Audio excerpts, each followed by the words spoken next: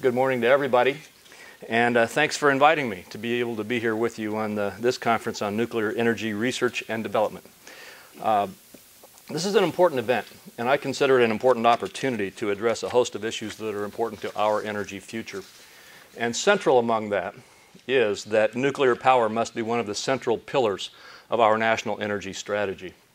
I believe that this is a time when there can be a lot of positive hope because of the developments that we have seen. You know, we could look back over the last few years. In fact, I've been in Congress, as Dave indicated, in the House first and now in the Senate, for 18 years. And during that time, I have fought an awful lot of battles dealing with nuclear power. Back in the mid-90s, when we fought the battles over the research and development budget of the Department of Energy, only after a number of years of that battle to see that budget dramatically reduced and to see us fade in terms of the national commitment at the federal level to nuclear research. And now to see us move forward is a very positive development in my mind. You know, to just look over some of the background of just the past few years, it's only been in the last 12 months, I think, that we have seen a really powerful resurgence of the nuclear renaissance. It's been coming back. And the public acceptance of nuclear power has been growing and growing and growing over the last decade. But it was just as far back as the last presidential election when our current president during the campaign was making some rather negative comments about nuclear power. And then from that point, to see the kind of change that we are now observing today is truly heartwarming. First was his appointment of Secretary Chu, a strong advocate of nuclear power, to be the Secretary of Energy. And then early on in the year last year, a number of us who support nuclear power became convinced that the administration could possibly change its tune on nuclear power and began having meetings with them. I had a meeting in my office with Carol Browner dealing with greenhouse gas issues. And we had Republican and Democrat senators in the room, and as we discussed with Carol the importance that the administration recognize the role of nuclear power in any administration policy with regard to global warming, she acknowledged that. And she indicated that the president was receptive to that message as well. And that was heartwarming. And then following that, the president began making statements that indicated an openness to recognizing the role nuclear power should play in our greenhouse gas policies in the country. Following that, we've had a few ups and downs. We had some rather contentious markups on the cap and trade legislation in the Environment and Public Works Committee, on which I also sit. And during that debate, as some of us pointed out that the energy title that was in the legislation that was moved forward was not as robust as it should be, we ended up getting a lot of comments on the side from senators on both sides of the aisle saying, yeah, we realize that and we recognize that and we need to address that. And I believe we have an opportunity to do so. The same thing is true with regard to the RES bill, the Renewable Electricity Standard that has been developed by the Senate Energy Committee. It has some nuclear provisions in it, but clearly not the kind of robust provisions that are really needed. And as we have discussed that issue with the senators from the Energy Committee, they also have recognized that we need to move forward. I personally believe that, beginning really with the State of the Union this year, where the President singled out nuclear energy in a positive way, then to see that followed by his budget proposal to triple the loan guarantees, and then to see the first loan guarantee start moving forward with the Department of Energy is all positive news. The bottom line is there's an increasing recognition of the unique strength of nuclear power to address greenhouse gas reduction without harming the economy and significantly facilitating our national energy independence. And this is resulting in increasing statements of support in Congress.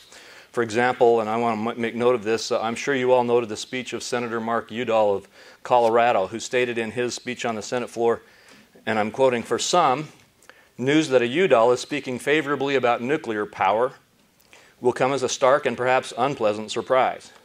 But I also believe public and expert opinion on the risks and benefits of nuclear power has changed."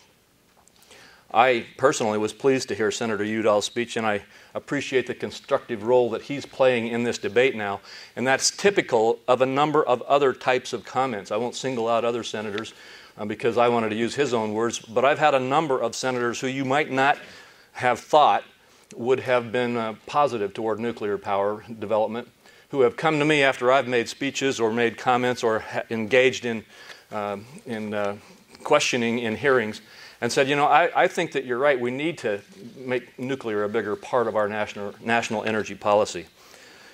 Today, virtually every Republican proposal on energy policy includes nuclear power as a major element. And as I said, Democrat support for it, like that we just heard from Mark Udall and others, is growing significantly.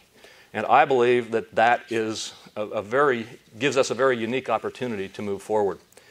Now, back to the cap and trade legislation.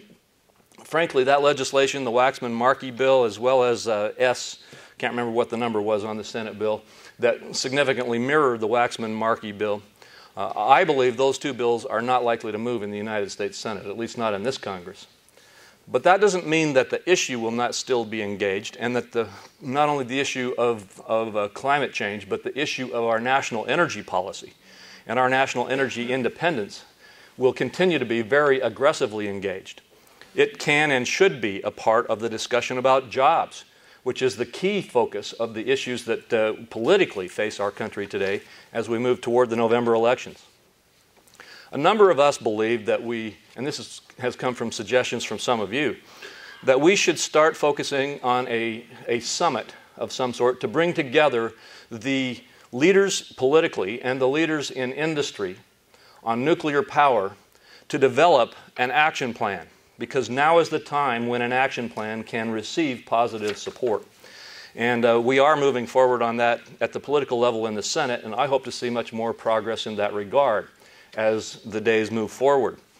Because I agree with what Dave said earlier when I came in. I heard him talking about the fact that we need to all be working on the same page. One of the problems, not only with the issues relating to nuclear power, but commonly with regard to major issues, is that if we don't have the interests, all of the interests in the issue, operating on the same page, working with the same agenda and the same objectives, then we can often see our efforts diminished and see a lack of the kind of progress that we could have achieved had we had unanimity. And I believe that a summit for nuclear power could help us develop that agenda so that we are all constantly focused on the very same objectives. And I don't know what kind of objectives specifically such a summit might come up with, but I have a couple of ideas myself about what we ought to be focused on in them. For example, first, we should strengthen and extend our existing nuclear fleet. We, of course, do need to build more reactors, and a lot of them. But we also need to continue supporting the safe and efficient use of the existing reactor fleet. To that end, I'm really happy with what we see happening at the INL, which is at the forefront of the light water reactor sustainability program that's focused on extending the operational life of reactors to up to 60 or 80 years. And I've advocated aggressively for these programs for many years because the good people at the Idaho National Lab have helped me to understand the potential in this arena. Secondly, obviously, loan guarantees. And I wholeheartedly support the President's new focus on an effort to triple the loan guarantee program. In fact, I would expand it much beyond that, because we really do need to start aggressively making the financing part of expanding nuclear power production in the United States a reality. I have been a strong proponent of loan guarantees since it was created in 2005, and will continue to work to make this become a strong reality in the future. I think it's pretty obvious that needs to be one of the key elements that we focus on as we move forward to develop that action plan for the nuclear renaissance. Third, workforce and manufacturing enhancements. I know that's one of the focuses of this summit. And this is the issue of our manufacturing sector and jobs.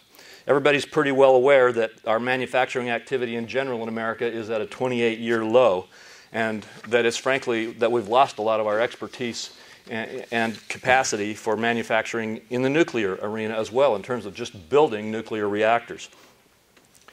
But that's one of the areas, getting back to the jobs and the political environment that we are in today's economy, where the kind of stimulus to our economy and to the development of jobs that could really be beneficial would be an easy fit for us to move aggressively more into the development and manufacture of nuclear reactors. Today there are 17 companies and consortia pursuing licenses for 30 new reactors, representing an investment of about $80 to $100 billion. In order to ensure that these investment dollars stay in the United States and that we have a workforce that's ready to get at it soon as we break ground, we have to get started now. That means putting people to work on creating very large forgings that are needed to build reactor pressure vessels and expanding our limited capacity to build steam generators and other major components. By addressing these manufacturing problems, we will create jobs for skilled technicians, boiler makers, pipe fitters, electricians, and iron workers. And if we do this right, those jobs will last, as the Department of Energy has estimated that each new nuclear unit built here in the United States would create approximately 2,400 jobs. I care deeply about this issue, which is one of the reasons that I worked with Senator Carper on a bipartisan basis last year to allow the manufacturers of nuclear components to qualify for the Advanced Energy Investment Tax Credit. And we need to take many more aggressive steps to make this a reality. Another thing I think we need to focus aggressively on is our commitment to nuclear R&D. We must, in the budget process, have a consistent commitment. I mentioned earlier those years in the 90s when we saw our commitment dwindle down.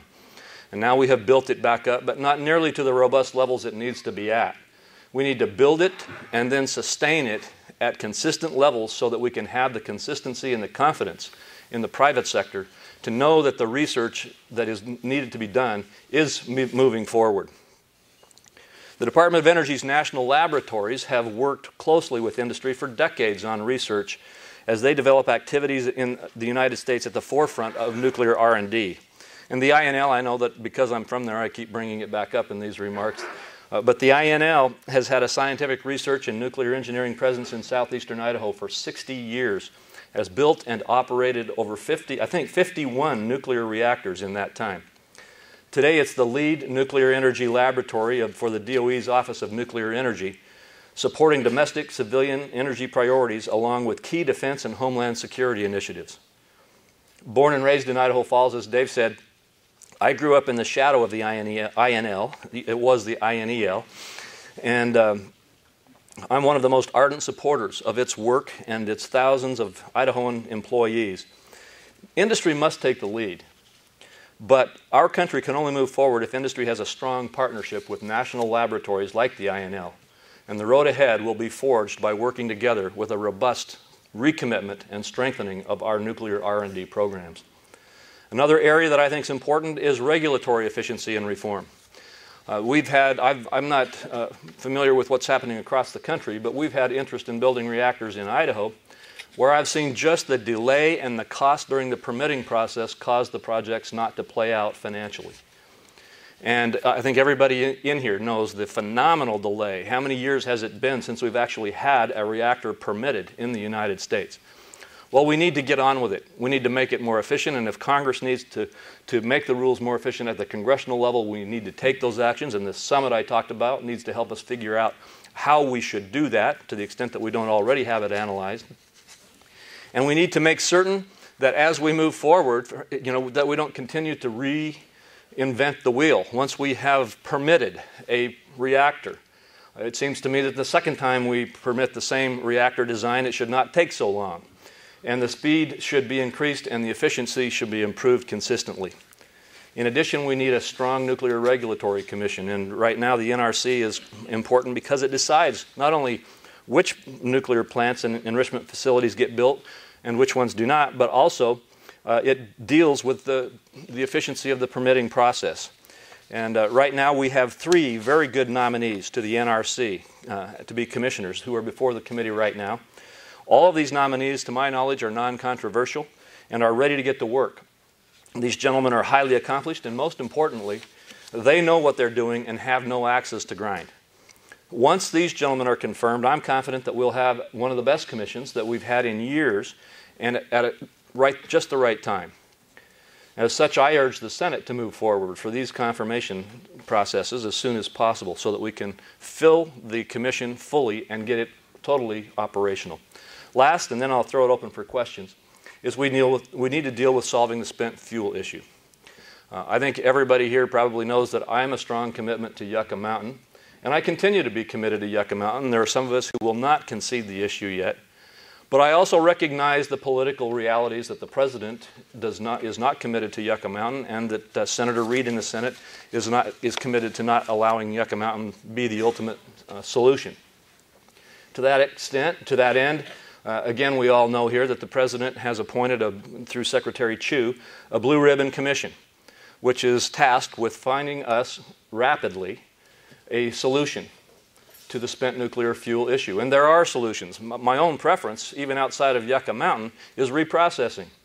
And I believe that if we'd have done that research that got stopped back in the 90s, we'd be way down the road now in terms of that kind of a solution.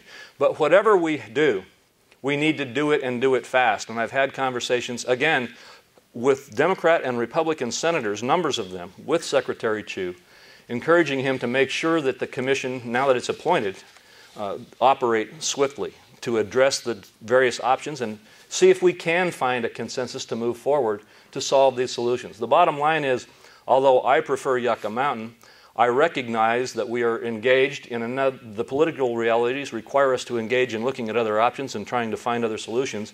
And I say, let's get on with it and get it done. The demands of energy security and economic sustainability and environmental needs require an aggressive nuclear R&D program, not just to address the carbon benefits of this technology, but its benefit to our national security and our national energy independence.